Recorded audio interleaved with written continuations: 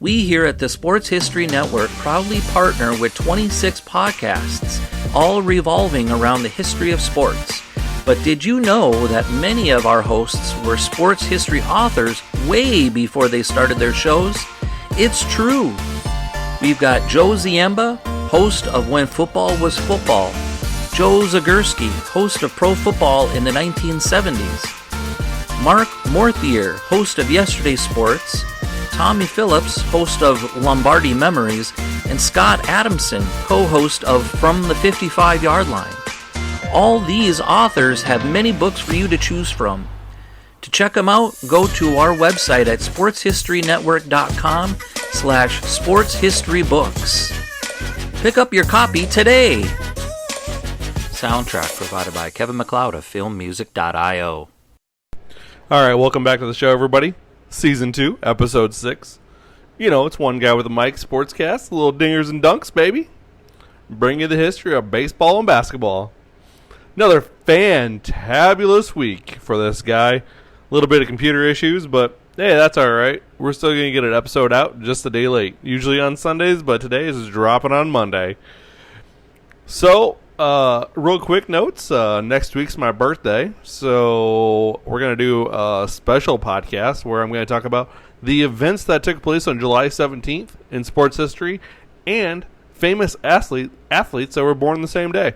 Sounds like a fun time had by all. Not really going to be breaking down anything, so it's just going to be a little quick birthday podcast, you know, hanging out with the fam, you know, celebrating little drinks with some pizza and some beer. So, just a quick little say howdy to y'all. All right, now let's kick things off. We're going to start today off with the Did You Know? And this one comes from the WNBA. And since this is a Dunks podcast, we're going to go with the 8 players that have in-game dunks in the WNBA. It's Brittany Griner, Jaquil Jones, Liz Cambridge, Courier this year, Sylvia Fowles, Candace Parker, Michelle Snow, and Lisa Leslie. Lisa Leslie was the first one to ever dunk in-game. There's been some dunks in the All-Star game, but we're talking about just in-game playoffs or regular season games. And Brittany Griner actually leads in WNBA history with 20 dunks. And she's thrown down a two-hander. For all of you that don't know, a two-hander is way harder to throw down than a one-hander. I've never dunked in my life, except for on an 8-foot rim. So, there's that. My little credit card hops. And this week's sports day in sports history, we go back to July 14th, 1956. I picked this day because this was the same day that my grandparents got married. So why not pick this? So this wasn't like a random date this week. So on this date, the Boston Red Sox pitcher, Mel Parnell, threw a no-hitter against the White Sox at Fenway Park. So there's a little Did You Know and a little On This Day in Sports for you. As you know, this week we're going to be talking about the 13 players to actually play in the MLB and NBA. A few of these guys played in the BAA, which was the version of the NBA before it officially became the NBA. So they didn't really technically play in today's version of the NBA, but they played in a league based that the NBA is based off of. And before we get into those 13 guys, let's start with a little honorable mentions. First off, Scotty Burrell, also known as Scott Burrell, drafted in the first round by the Mariners in the 89 draft, and then he was drafted by the Hornets in the 1993 draft. He's actually the only NBA player to be drafted in the first round of the Major League draft and the NBA draft. The only other two-sport athlete to be drafted in the first round of two different leagues in 1 year, or in two different leagues, not in 1 year, but in two different leagues would be Kyler Murray. He went 9th overall to the A's and then 1st overall to the Arizona Cardinals. Kevin Johnson of the Phoenix Suns fame He was drafted in the 23rd round of the 86 MLB draft by the A's. Del Curry, who played baseball at USC with Randy Johnson, he was drafted by the Baltimore Orioles in the 1985 MLB draft in the 14th round. Charlie Ward, the 94 Heisman winner, was drafted by the Yankees in the 94 MLB draft, and that was after he played no baseball at Florida State. He was drafted out of high school by the Braves. George Carter was drafted by the New York Mets. He played one game in the NBA with the Detroit Pistons and then played in the ABA for 7 seasons. And then Pat Connaughton, drafted by the Baltimore Orioles in 2015, and he went on to pitch in low A ball before the 2015 draft. MLB players drafted by NBA teams. Tony Gwynn was drafted by the San Diego Clippers, now currently the LA Clippers. Randy Mattson was drafted by the NFL, NBA, and Major League Baseball, but never played in any of them. And then you have Dave Winfield. He was drafted by the Padres, the Atlanta Hawks of the NBA, the Utah Stars of the ABA, and the Minnesota Vikings. He is one of 6 players ever to be drafted by 3 professional sports, and only one of 3 people that were drafted by 4 leagues in the same year. The other 2 being Mickey McCarty and George Carter. And then you have Tim Stoddard as the only player to win a World Series ring and a college basketball national championship. NCAA title with NC State in 1974, which ended UCLA's 8 consecutive title run.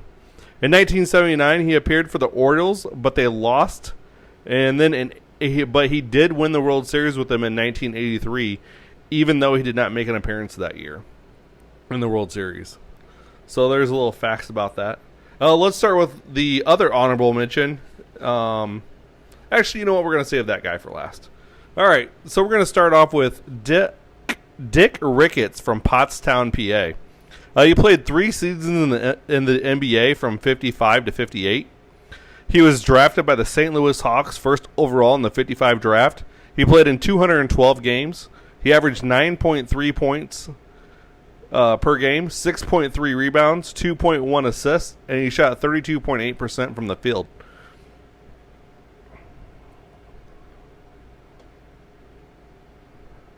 So then you have, he played for the St. Louis Hawks, the Rochester Royals, and the Cincinnati Royals. And he made the playoffs in 1958, which was the only time. In 1959, he joined the St. Louis Cardinals and played 1 season as a pitcher.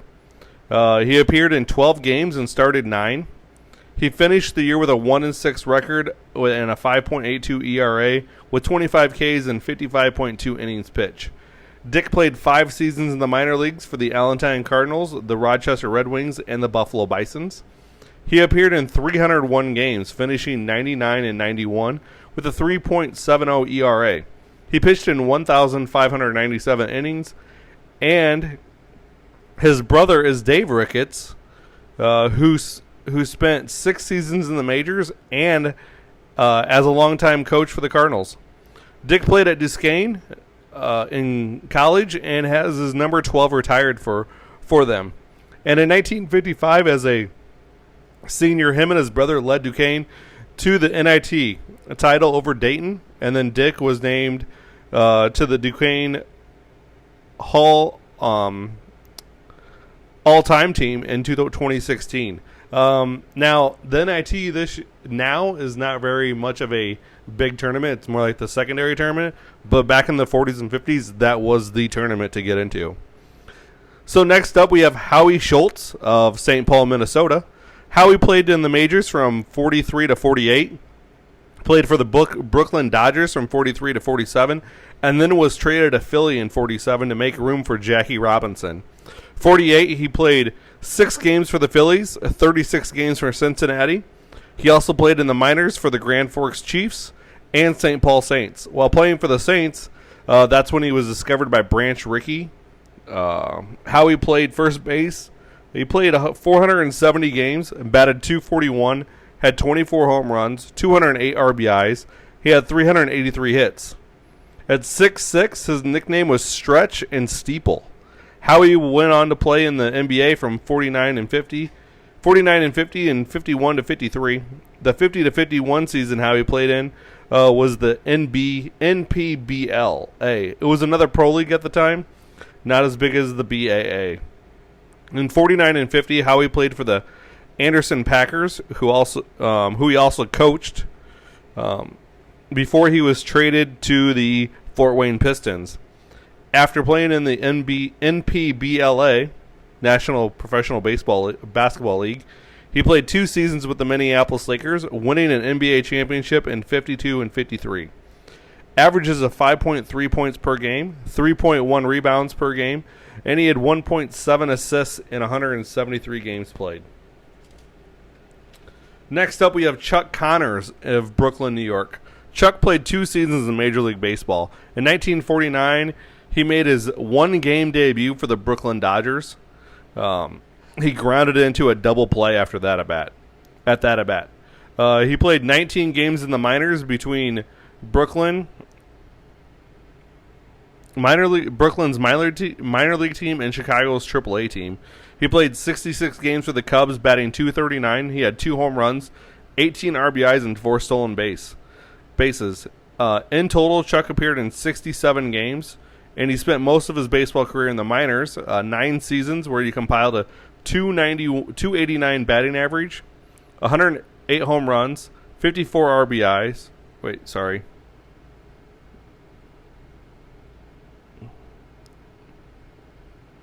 That wouldn't be correct with... sorry. He had 8 home runs. My bad. 54 RBIs. He had 981 hits, 209 doubles, 36 triples, and he had 70 stolen bases. Chuck played basketball from 40 to 52.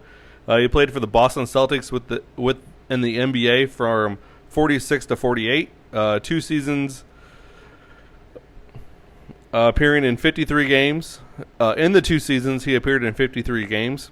He had a 4.5 point average. He had 0.8 assists per game. He shot 25.2% from the field. Chuck played college ball at Seton Hall. He also played for the Rochester Royals at the end of the 46th season after a military discharge. And he was part of their 45-46 championship in the National Basketball League. Then in 46 and 47 season, he joined the Celtics in their first season. And in their inaugural game, he broke the backboard on a 40-foot heave. He is technically the first person to ever break a backboard in the NBA. He left the Celtics early in the 47-48 season to attend spring training with the Dodgers. Chuck's nickname is the Rifleman, and he is actually better known for his acting career that lasted 40 years. And he's best known for playing Lucas McCain in the TV series The Rifleman. Next up, we have Dick Grote of Wilkinsburg, PA. Dick played in the majors from 1952, and then after a military service in 53 and 54, and then 55 through 67. His career, he played for the Pirates, St. Louis Cardinals, Philadelphia Phillies, San Francisco Giants. Dick was an 8-time All-Star, a 2-time World Series champ, and an MVP. He also won a batting title. He batted .286 with 39 home runs and 101 RBIs, or 701 RBIs for a career. He had 2,138 hits. In 1960 was his best season ever. Being an All-Star, he was also named NL MVP and batting champ, and he won the World Series that year thanks to Bill Mazeroski's shot heard around the world against the New York Yankees. Dick played college ball at Duke. He was a 2-time All-American, a 2-time Southern Conference Athlete of the Year. He also his number 10 was retired by the Duke, and it was the first jersey to ever do so. The first number to ever be retired by Duke. He also is the only person to lead the nation in points per game at 26 and assists at 7.6 in one season. Dick was drafted 3rd overall by the Fort Wayne Pistons in the 1952 draft. Dick played 26 games with the Fort Wayne before his military service. He averaged 11.9 points, 3.3 rebounds, and 2.7 assists. Upon his return, since he was a member of the Pittsburgh Pirates, Pittsburgh made Dick choose either basketball or baseball. Dick chose baseball and formed one of the best double play tandems with him and Bill Mazeroski. Dick was inducted into the College Basketball Hall of Fame, College Baseball Hall of Fame in 2011, and is the first person ever to gain induction into both. He is also one of only 3 players to win an MVP, World Series battle tying, and appear in more than 5 All-Star games, alongside Pete Rose and Dave Parker, and none of them 3 are in the Hall of Fame. After his baseball career ended, he became more active in golf, and with Jerry Lynch, teammate with the Pirates, they designed a golf course in Ligonier, PA. It's one of 3 public courses that have a 4-star rating, and he is also the great uncle of Brooks Koepka. I don't know how you pronounce that golfer's name, but he's the guy that has the beef with DeChambeau. That's how I know him. It's not that he won a couple majors. No, it's the fact that he has a beef with DeChambeau. Next up, we have Gene Conley. He was from Muskogee, Oklahoma. Gene spent 11 seasons in Major League Baseball, playing for the Boston Braves, Milwaukee Braves, Philly, and the Boston Red Sox, all from 52 and then 54 to 63. He also played in the minors in 51 to 53 and in 1964. His MLB career, as a pitcher, he went 91 and 96 at a 3.82 ERA. He had 13 shutouts and 10 saves. He pitched in 1,588.2 innings. He gave up 162 dingers. He struck out 88. He was a 4-time All-Star and 1957 World Series champ. And he played 350, and then he went on to play 351 games in the NBA, averaging 5.9 points per game, 6.3 rebounds, 6.6 assists. He's a 3-time NBA champion with the Boston Celtics. He played in seasons 52 to 53, and then 58 to 61, and 62 to 64. In 62 to 64, he played for the Knicks. Gene is one of 2 players to play both in the MLB and NBA at the same time. I found that out during my research here. He is also one of 2 athletes to win a championship in 2 of the 4 major sports, the other being Otto Graham. Gene played college basketball and baseball at Washington State, and he's the first guy on this list that had actually played both baseball and basketball at Washington State. He appeared in the 1950 College World Series and was twice selected honorable mention to the All-American team in basketball. He was a first-team All-Pacific Coast Conference in 1950. He didn't serve in the military during the Korean War as he was too tall, since he stood at 6 feet 8 inches. Next up, we have Frank Baumholtz from Midvale, Ohio. Frank played outfield for the Reds, Cubs, and Phillies over a 10-year span from 1947 to 1957. He played in 1,019 games. He batted .290, he had 25 home runs. He drove in 272 runs. He had 1,010 hits, with 165 of them being doubles, 51 being triples. He also had 30 stolen bases. Before his MLB career, Frank was a standout player for the Youngstown Bears of the NBL and the Cleveland Rebels of the BAA. So here's the BAA, which, like I said, is now the NBA. So that one season with Cleveland put him on this list. He averaged 14 points per game for Cleveland and was selected all BAA second team. The Rebels folded in 1947, and Frank went to play baseball. As a rookie, he finished 5th in Rookie of the Year voting, playing in 151 games. He had a .283 batting average. He had 5 home runs, 32 doubles, 9 triples, 45 RBIs, and 6 stolen bases. And then in 1952, he finished 17th in MVP voting. Frank played college at Ohio, was a first-team All-American basketball player, and made the 1941 NIT Finals. He was named MVP of the tournament, and his number 54 hangs in the rafters for the Ohio Bobcats. Next up, we have Johnny Gee. of Syracuse, New York, Johnny Gee, known as the Wiz. He was a pitcher from Pittsburgh and the New York Giants in 39, 41, and then 43 to 46. He had a 7-12 record, appearing in 44 games. He had a 4.41 ERA. He had one save. He appeared in 175 innings pitched, giving up 8 dingers, and he had 65 Ks. The Pirates purchased Johnny for $75K.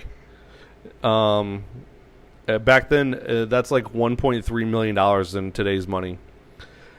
In 1940, Johnny suffered an arm injury, and then he was referred to as the $75,000 lemon. At 6'9", he was the tallest major league player until Randy Johnson with the Expos in 1988. He retired in 1942 due to his arm issue. He became a PE teacher in Adams, New York. In 43, G asked for his reinstatement and was granted. He returned to the Pirates. In 44, he appeared in only 4 games with the Pirates, all relief, had an ERA of 7.15. In June of 44, the Giants purchased Gee for the waiver price of $7,500. He pitched a total of 4 2/3 innings with the Giants that year. 45, he reported late due to the Groton High School basketball team he coached had made the state tournament. June of 45, Gee retired again due to arm soreness. And in June of 46, he made it back to the Giants. He appeared in 13 games, 6 as a starter. He went 2-4 with a 3.99 ERA. 47 to 51, Gee was in and out of the minors, and he never made it back to the majors. In 46, he joined the Syracuse Nationals.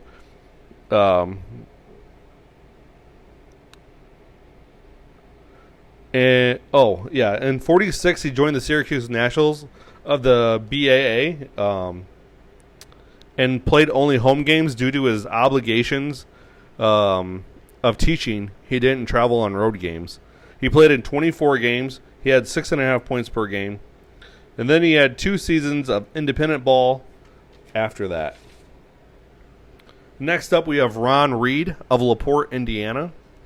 Ron Reed pitched 19 seasons in the majors. He played with Atlanta, St. Louis, Philadelphia, the Chicago White Sox. His career went from 66 to 84. He was a 146 and 140 record with a 3.46 ERA. He had 8 shutouts, 103 saves. He had 2,477 and a third innings pitched. He gave up 182 dingers. He struck out 1,481. He was a one-time All-Star, and he was a 1980 World Series champion with Philly. He appeared in 5 games. For his basketball career, he appeared in 5 games in 66 and 67 total. His NBA career started off by being drafted by the Pistons. He spent 2 seasons with Detroit.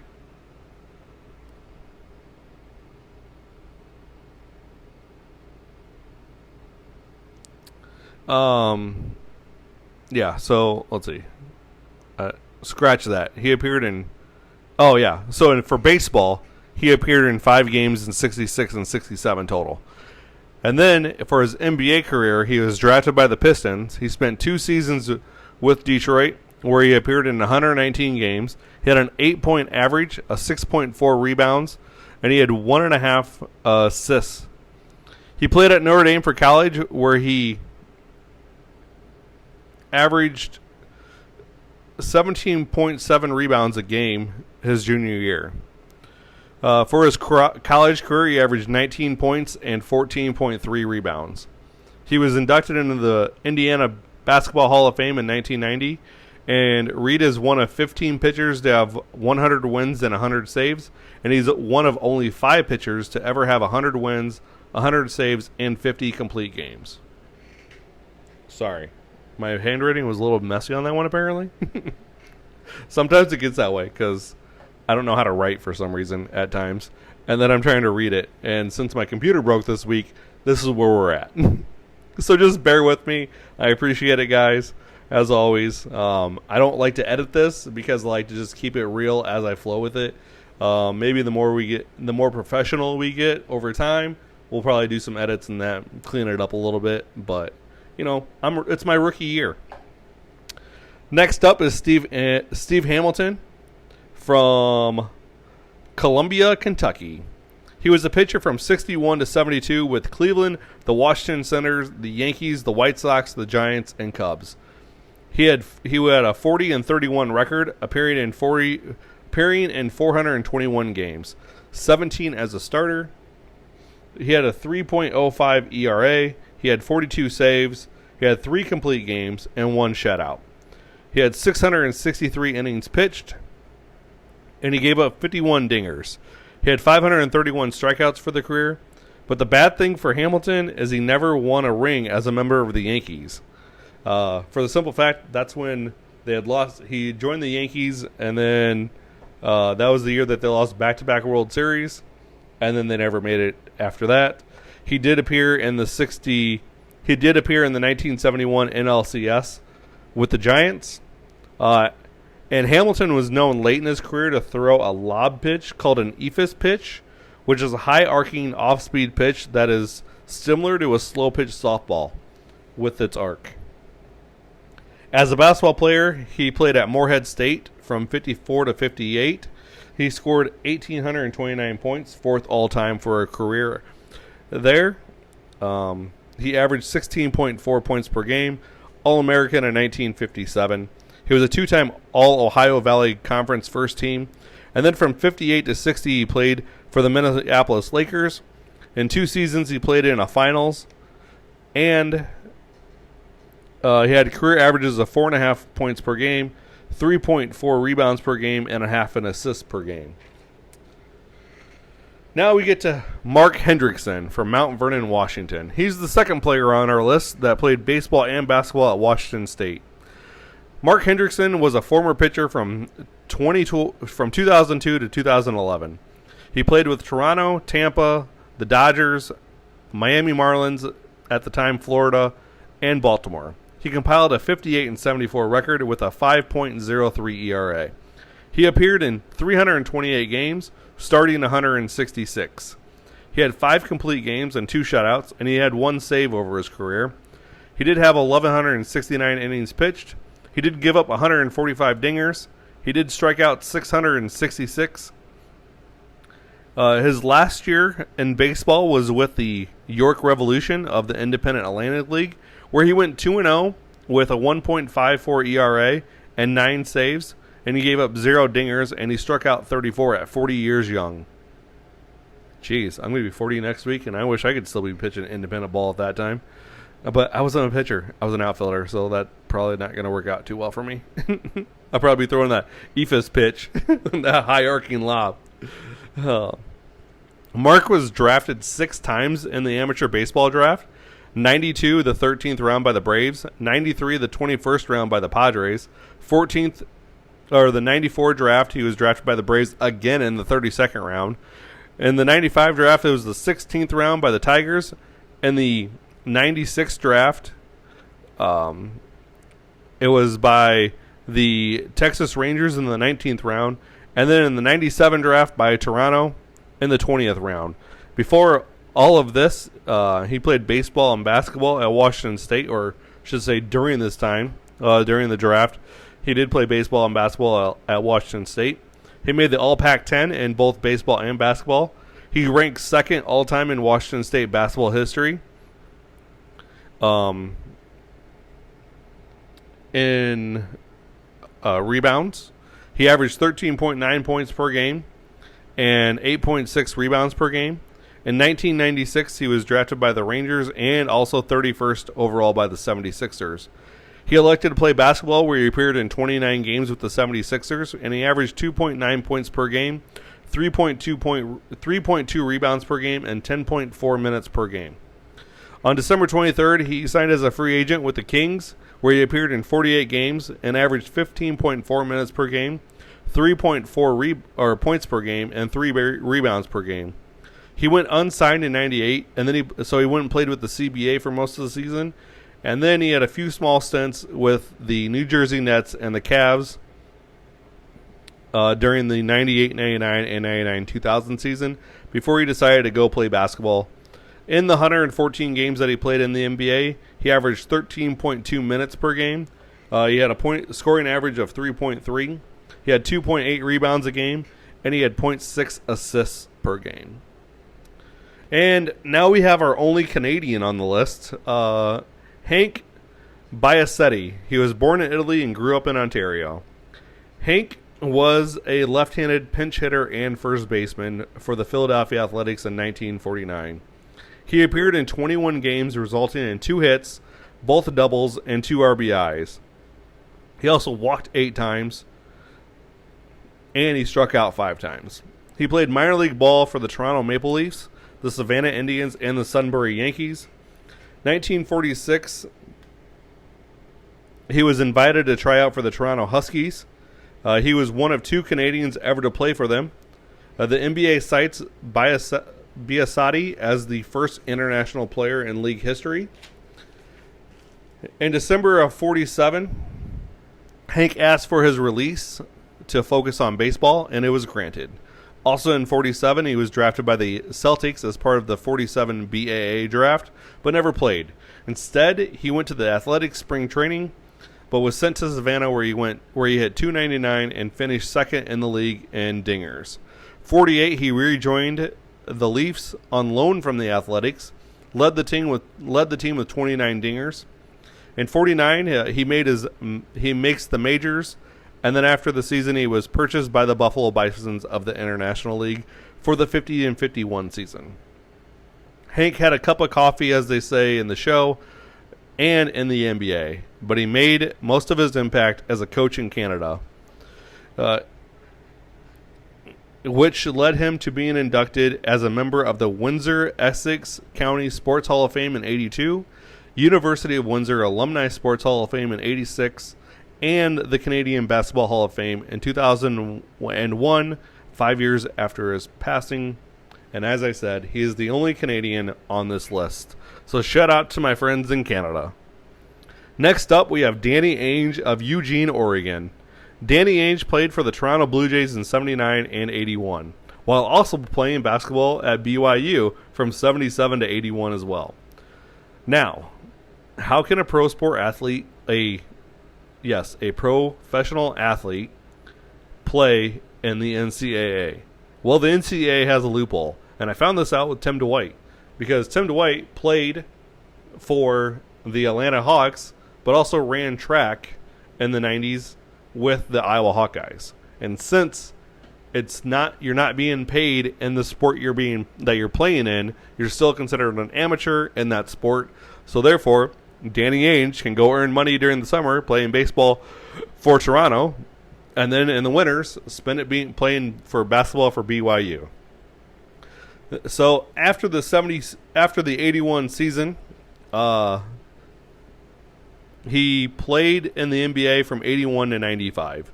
Danny was a 3-sport athlete in high school, and he was drafted by the Blue Jays in 77. He made the majors in 79 as a second baseman. He also played a little bit of third and outfield. And like I said, he played with Toronto while also being at BYU playing basketball. During his time with the Jays in the majors, he hit .220 with 2 home runs and 37 RBIs.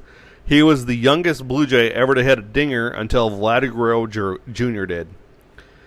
He did end his career with 146 hits, and in 1981 decided to pursue basketball.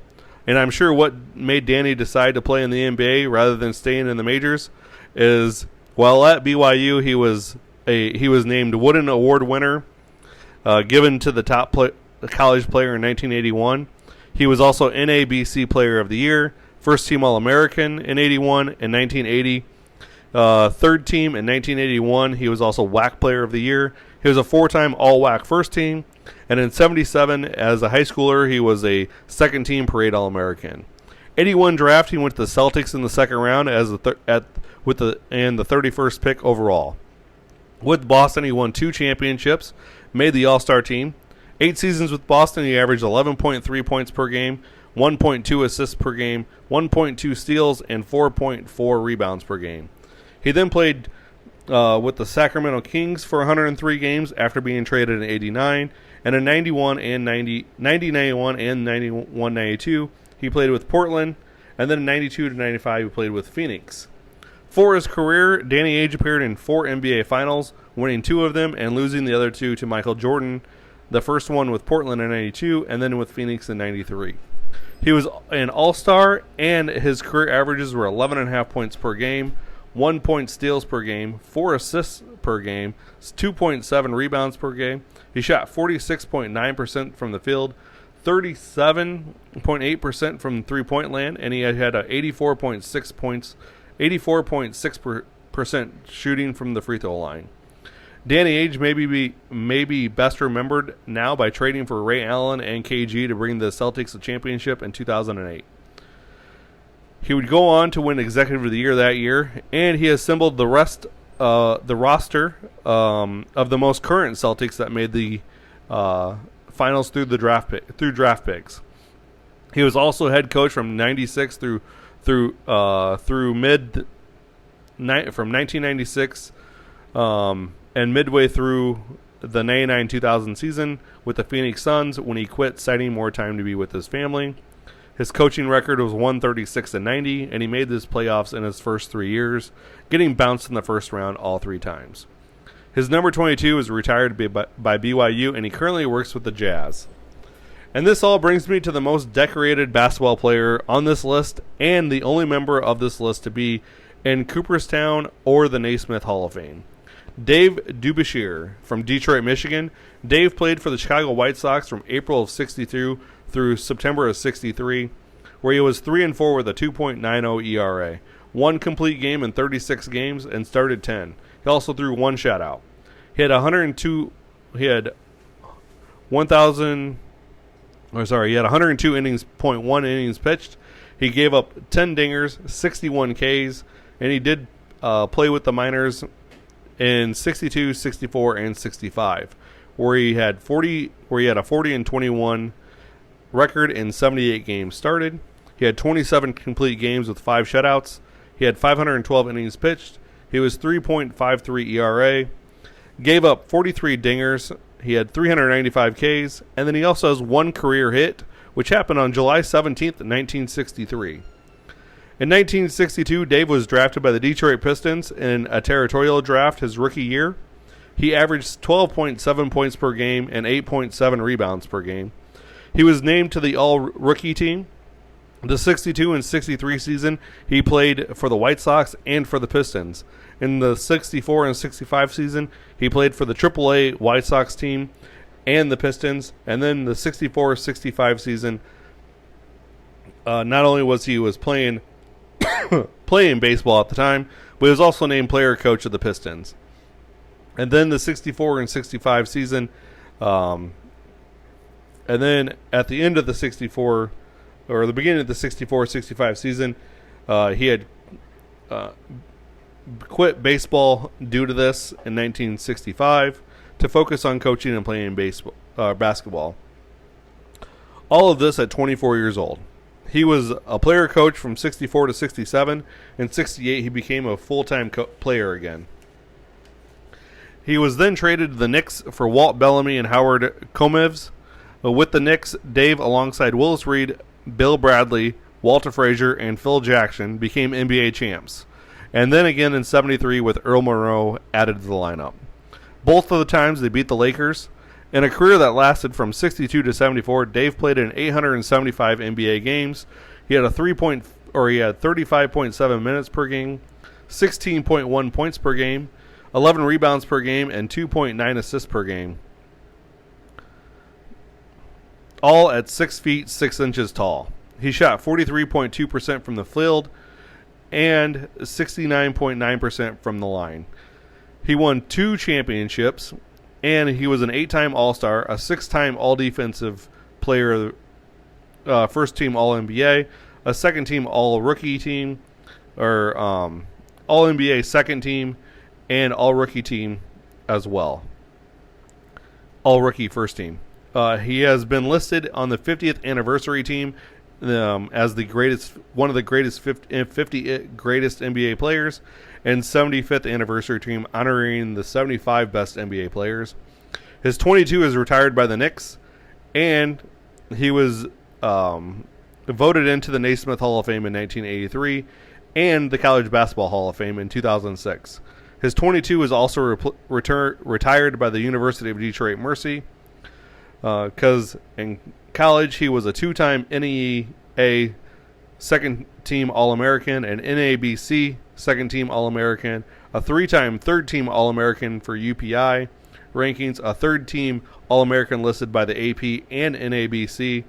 In high school, he was fourth-team Parade All-American, and also he was the last commissioner for the ABA in 75 and 76, which helped with the merger of the NBA and ABA. He was also an assistant coach and director of basketball operations for the Knicks. As the director of basketball operations in 1985, he drafted Patrick Ewing first overall.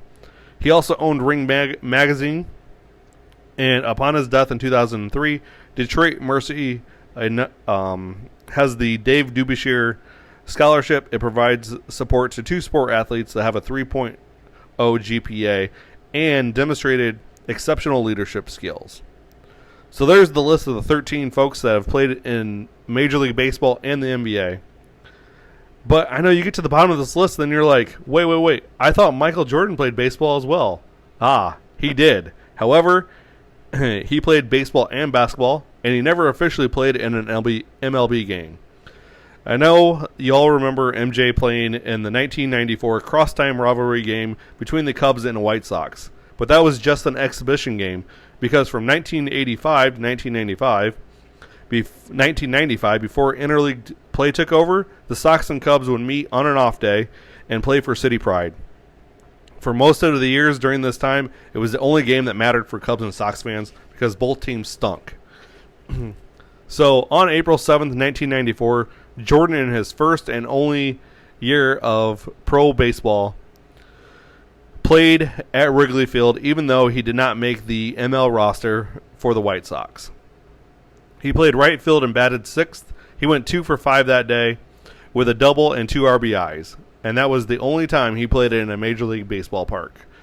The game ended in 10 innings at a 4-4 tie, with Jordan driving it in the first run of the day for the Sox and the last run of the day for the White Sox as well. Jordan did appear in 127 games with the Barons, batting .202, 3 home runs, 51 RBIs. He had 88 hits. He had 17 doubles, and he had 1 triple. He also had 30 stolen bases on 48 attempts. And he only grounded into 4 double plays, but he did strike out 114 times. So, that is the reason why Michael Jordan's not on this list, is because he did not ever play in an official Major League Baseball game.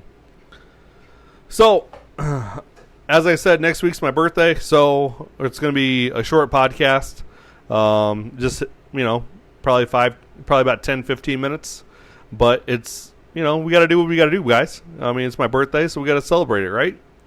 So, always follow me on Instagram, Facebook. You can find me at One Guy with a Mic on Facebook and follow the fan page. Also follow me on Twitter, follow me on TikTok, and then also hit me up on Twitch at One Guy with a Mic Sportscast. And then also, if you're new here, make sure to hit the follow button and ring the bell, so that way you are always notified of when an episode drops. And make sure you please, if you listen to this episode or any other episodes, make sure to download them. And I really appreciate you downloading them as well. So everybody have a great week. Have a fantastic Monday, Tuesday, whatever day you might be listening to this to. And we'll catch you on the next one. It was just another ordinary day in the offices of the Pittsburgh Guardian newspaper circa 1924. But for Marla Delft, assistant editor, everything was about to change. For she was about to discover the awesome attractiveness of Row 1 brand retro sports paraphernalia items thanks to Orville Mulligan, sports writer. And there it is. Wow, Orville, that's really the bee's knees. Isn't it just? A poster-sized replica of the actual 1909 World Series program cover. I can see that. But where did you get it? And where'd you get it framed? I ordered it from the Row 1 website, where over 6,000 items of sports memorabilia from the 1880s to the 1990s are available for reproduction in multiple sizes and in several different materials, with over a dozen styles of frame to choose from for prints like this. Well, I'm sure Mr. Delft would love to put up more of these in the office. But I'm equally as sure they're beyond this newspaper's budget. Not at all, my dear Marla. See for yourself. Go to sportshistorynetwork.com/row1. sportshistorynetwork.com/row1. Oh my, these are good prices. Oh, and look at this stuff.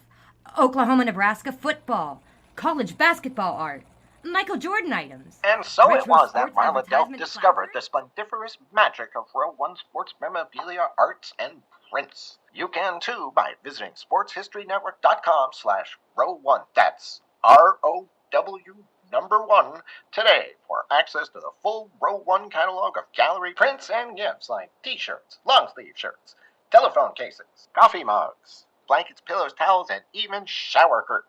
Act today for a 15% discount off all prints with coupon code SHN15 and 20% off all other items with coupon code SHN20 at checkout.